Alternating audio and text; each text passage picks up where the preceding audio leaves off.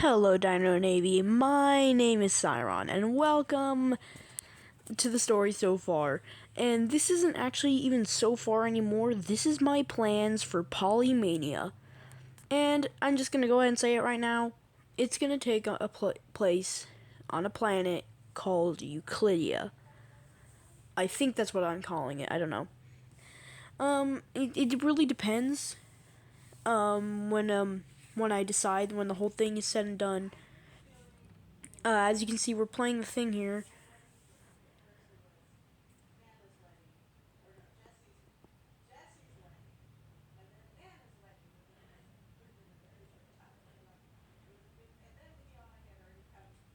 And here are the new characters. I mean, you could see them in the last part.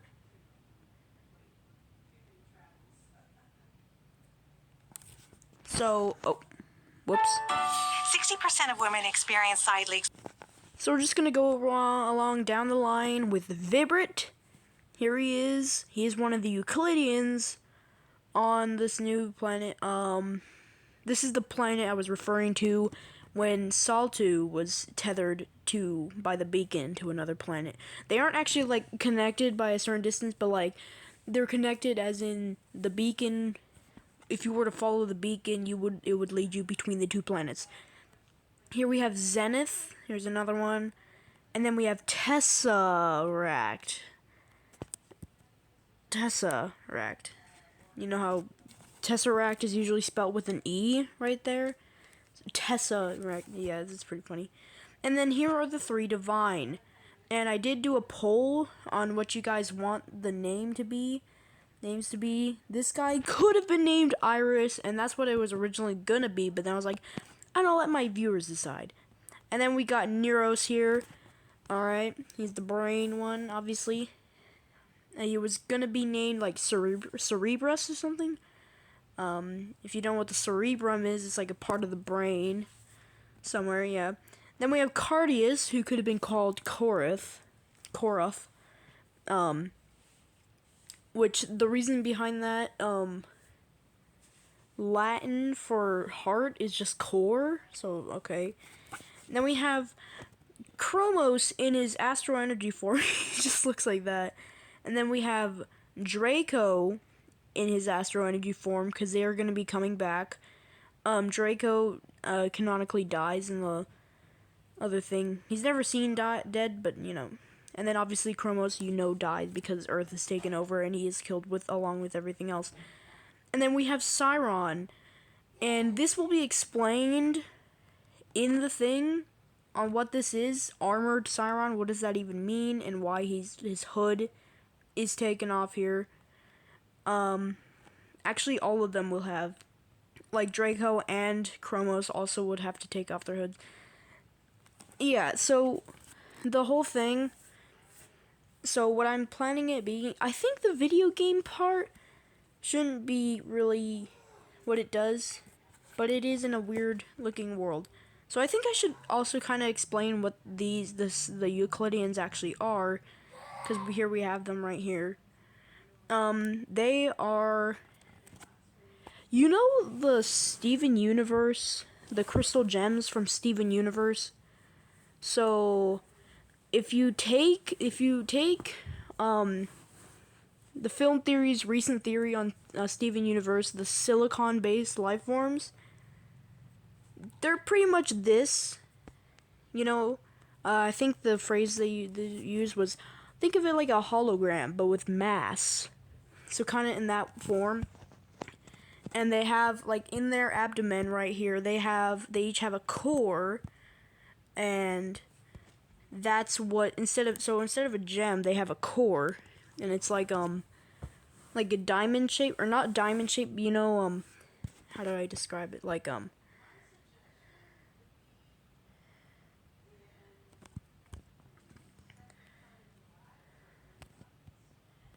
that kind of shape, and it's like pretty freaking small, but yeah, that's where everything's coming from. So, like, however the crystal gems from Steven Universe would work, that's how much it is. It's never explained. That's the Euclideans, and they are here.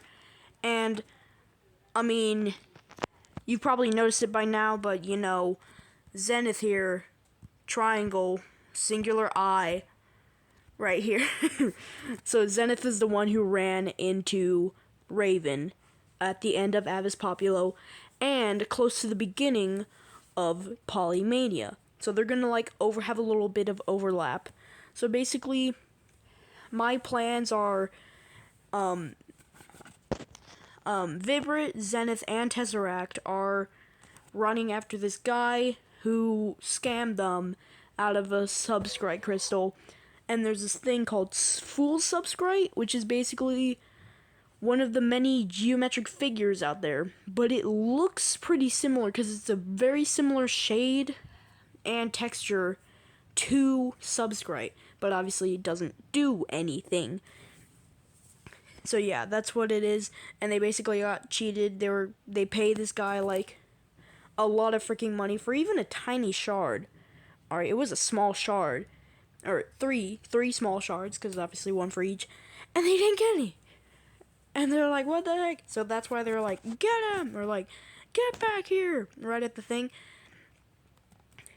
And yeah, the guy does end up getting away because Zenith runs into Raven, because they just teleported, Raven and Raptimov and Nori, and they're there. So and then they have the thing, they have to stop because obviously Zenith's there, they can't leave him behind. They're like a little group. Alright. They were all gonna get the Psyb0i together, but apparently they got ripped off. And then there's where it's unstable right now. I don't know what happens between them and how they end up. Actually, I think the way they end up convincing them is with Psyb0i, because this is a major spoiler, but then no, because it'd be part of the thing. Raptimov is supposed to be king of the universe. So, big lore drop there. Or at least this universe, known as the Psyb0i DINO&CreepY lore. So the reason, and if he's king of the universe, he becomes immortal, along with a couple other characters. I don't know who exactly yet. I mean, obviously Siron will be.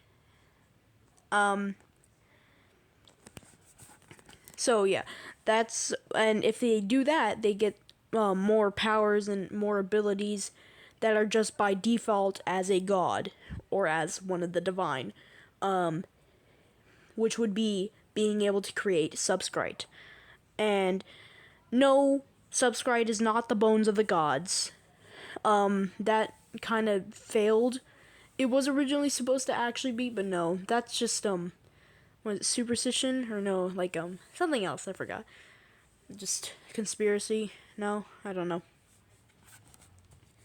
But anyway, it does end up, they do end up, being able to do that. So, where we left off with Nori, Raven, and Raptimov, they were going to this planet, and they were going to go to the Stairway of Heaven. Now, they don't know that quite yet. I mean, Atlas did mention it to them, but there's a thing, this is what it's supposed to be. They stay in that same area for quite a while, because Vibrit and Zenith and Tesseract are pretty mad that the guy got away, and he scammed them. But then, you see this black part right here, this black square?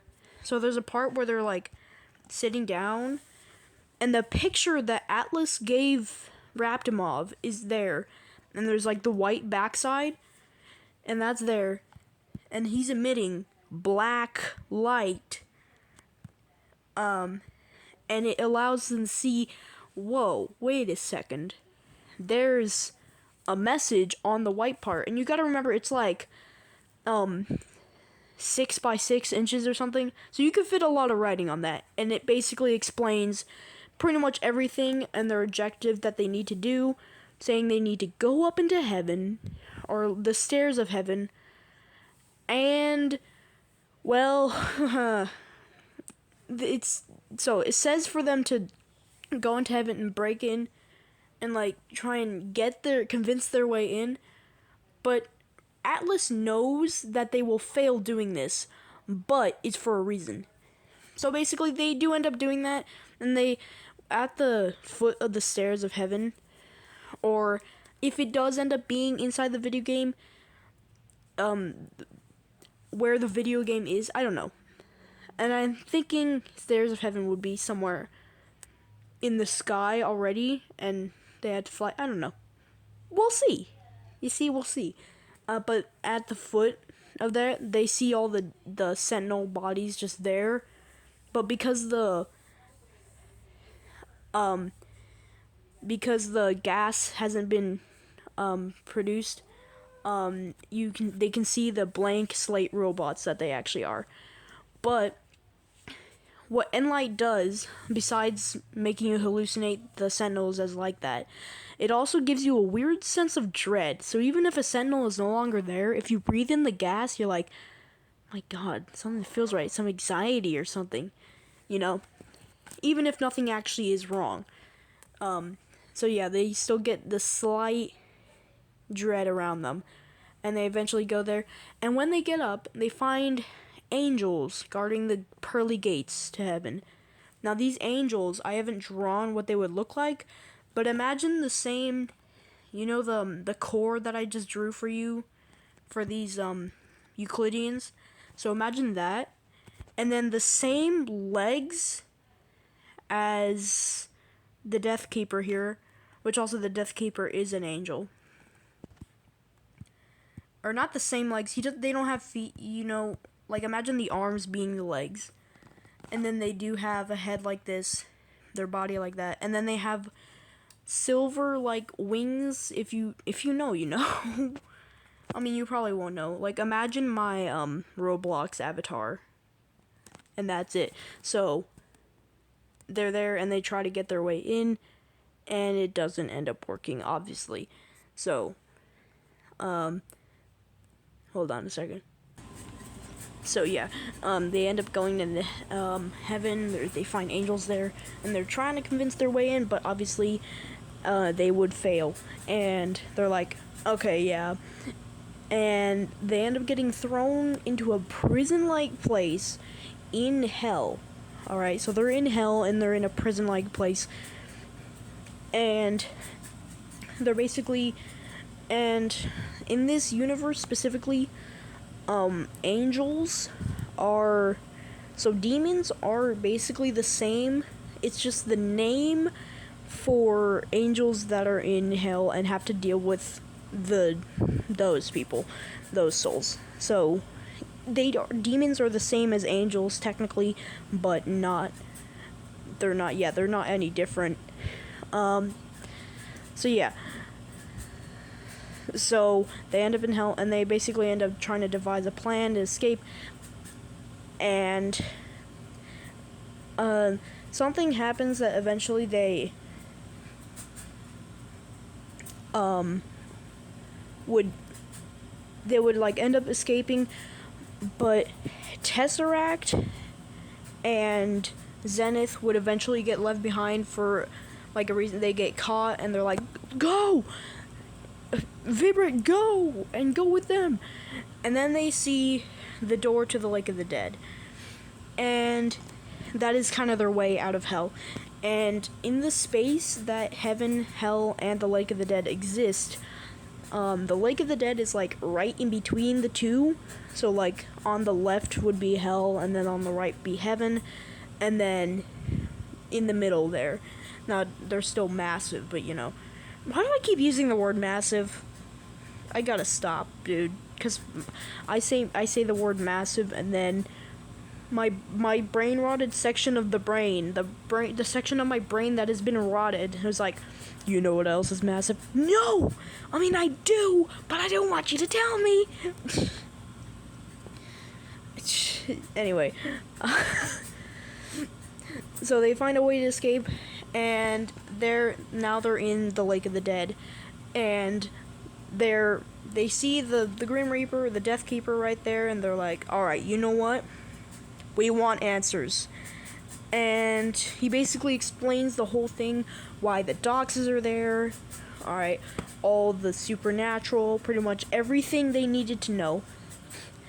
And turns out he found some new substrate. So this site that he has, it is made out of a new substrate, a different type of substrate. It's like an isotope or whatever, whatever. But it's supposed to be, but it isn't. It's a fake. It's just made out of measly old diamond. And now it's okay. Wait, what? And the Death Keeper didn't know that up until very recently, and he's kind of mad at the Divine. He's like, you told me you gave me this new subscribe. But then again, why would the Divine trust him with a material that could defeat them? It could. Yeah.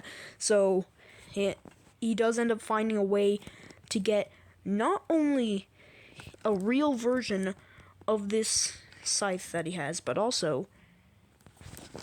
he also finds a bunch of these. And you can see these are labeled. Basically, he sees these weapons. He's like, so not only does he let Nori and Raven and a couple of the others fish out of the lake, and they do end up getting Draco, Sauron, Dixit, and Chromos, which is why they come back. But also, he finds a way to go into a secret little room or area in the Lake of the Dead, which gives not only the Death Keeper his real scythe that actually is made of that isotope of substrate, but also a bunch of other weapons. One for Sauron, the sword for Sauron, Dixit, the little sickles or like those things, that you can dual wield, and you can even you put them together and throw them like a boomerang. Then we got Nori with the bow and arrow, which also anything that requires shooting or throwing, it's actually automatically regenerated. So like she shoots it, and it's like Minecraft where you put an infinity enchantment on there. It's just infinity. And then there's Raven with the battle axe. Alright. Vibrit gets the flaming mace. Chromos gets his normal chain whip, but also, super subscribe, And then Draco gets, how they have javelin throws? If you know that, it's in like Olympics or something.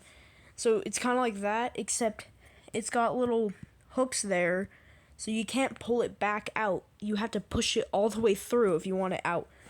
And also, it does regenerate, so it's like infinity. Same thing with Rabdomov. He got a trident-ish. And basically, they're gonna go up to heaven, and they're defeating the angels, and they have the whole big battle. And actually, there's supposed to be a scene where they initially confront the Divine, and they're like, we're gonna defeat you. We're gonna take over the throne. And they're like, they just look at each other and they just burst out laughing. Those, oh, that's a good one. Oh, that actually cracked me up. Yeah, that kind of, and they eventually do. Actually, they catch Cardius by surprise, so that's already one down. And yeah, so eventually, at the end of it, Rabdomov is granted the immortal powers of Rabdomov and Sauron. And another one who I haven't decided. It could be Nori. Someone. I don't know. And by the end of it, they was like, okay, wait. The whole reason the Doxes existed was because there's no space. But the devoid space is infinite. So, okay. Well, the new afterlife, instead of a cleanse like that, where souls are literally being destroyed, let's put them in the devoid space. And since you can create anything you want there, they made little things called gardens. And that's where they are. And pretty much, also another thing with the devoid space, a lot of things about dreams can be explained. Like, if Awaken or Parala or Rabdomov himself enters your dream, So when you're dreaming, you're in the devoid space, and you're in this little like bubble where your dream takes place and everything. It's like a whole world built in there. All right, kind of like the thing from Gravity Falls that Mabel gets locked in by Bill Cipher. Yeah. So imagine that. Anything can happen in there because it's your dream. And if you have a lucid dream, you can just remember that and you're more control of what you do in there. And sleep paralysis is actually funny because that's where the paralysis, they try to enter your dream, but instead they go into the real world and then you're paralyzed and then they're left to try and wake you up by doing all sorts of stuff. And that's why you see a dark, shadowy figure. That's why you see a dark, shadowy figure in sleep paralysis. And you know how some people claim to see a man in a hat? That's because there's a specific Parala who will still go unnamed. He probably won't be important. But he also wears a hat. Just like that. So, yeah, that's it explains it. It also that explains how Raptimov was able to connect to Cyron in his dreams, and instead of entering his dream, he actually brought him into the devoid space, but Cyron still thought he was dreaming, so he was technically awake, but he still was asleep because he went back in his bubble and then woke up. So yeah, that's pretty much the explanation. And honestly, a lot of the stuff I said, I'm pretty sure it will end up happening, except for the whole how they enter the stairway, you know. Will it be a video game? Will it not be? Also, I didn't discuss the Polymaniacs. I'm imagining it like it takes them like with the Euclideans, and it just gets in, it's like a bacteria or a virus, you know, and it infects them and turns them to a glitchy, you know, like, think of it like abstraction, but instead like more of a goop instead of digital. And also, it's weird to describe, so I'll probably put a picture. But anyway, that's going to be the end of today's video and this series. And I'll see you later, Dino&CreepY.